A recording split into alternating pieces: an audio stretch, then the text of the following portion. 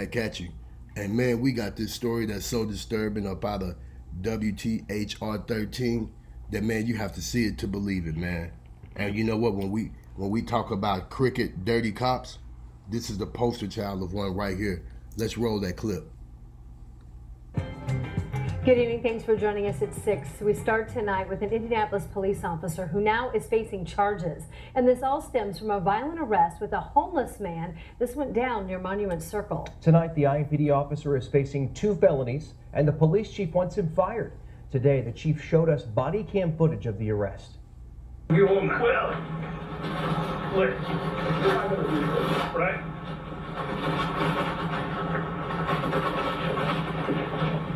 We're not going to do this, right? You know, we've watched more of this video. It is difficult to watch. As the chief told 13 News today, he doesn't like watching it either. Emily Longnecker was at the news conference where they announced those charges, showed the video. What's next in the investigation and how the community is handling this news? IMPD Chief Randall Taylor called the actions of that officer, the actions that can be seen on that video, outrageous, and says IMPD began an internal investigation after seeing the body camera footage of that arrest here on Monument Circle from last month. We're done. That's Jermaine Vaughn on the ground, under arrest for disorderly conduct. Court records show Vaughn, who is homeless, was yelling loudly on the circle last month, prompting his arrest after he refused to quiet down when officers first approached him. Body camera footage from IMPD officer Matthew Shores and Sergeant Christopher Kibbe captured the moment at different angles of when IMPD Sergeant Eric Huxley can be seen kicking Vaughn in the head and face while he's on his back in handcuffs. Huxley, a 14-year police veteran, is facing level 6 felony charges of official misconduct and felony battery. He's suspended without pay, and Chief Taylor has recommended he be fired. The other 2 officers are still under internal investigation.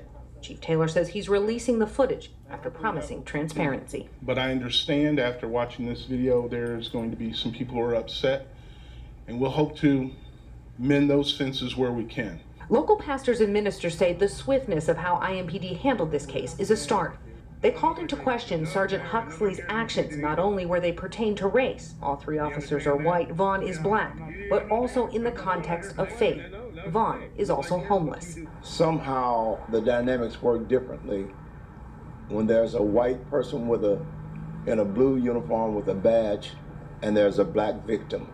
I don't know if this officer is a Christian. Quoting scripture. As often as you do it unto the least of these, you do it unto me. And so this officer did not kick this homeless man, he kicked Jesus in the face. Tonight we're hearing from city leaders as they react to the word that this officer now is charged. IMPD's Assistant Chief Chris Bailey tweeting this afternoon saying that the sergeant's actions do not represent the values or community expectations of IMPD. He also said his thoughts are with the victims and officers who do the right thing every day. Mayor Hogshead issued a statement. He called the body cam footage deeply troubling. The mayor said this is unacceptable from law enforcement. He also praised Chief Taylor's prompt response. City County Council member and Public Safety Committee Chair Leroy Robinson also issuing a statement saying the investment into body cameras is helping provide transparency. To see the full press conference on this arrest, as well as more statements from the FOP and other city leaders, you can head to our website, WTHR.com. Now, once again, as you see, we have another case of these racist, you know what I'm saying, police officers, you know, that do things just like this, you know.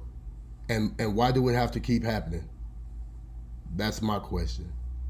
Why does it have to keep happening? You know,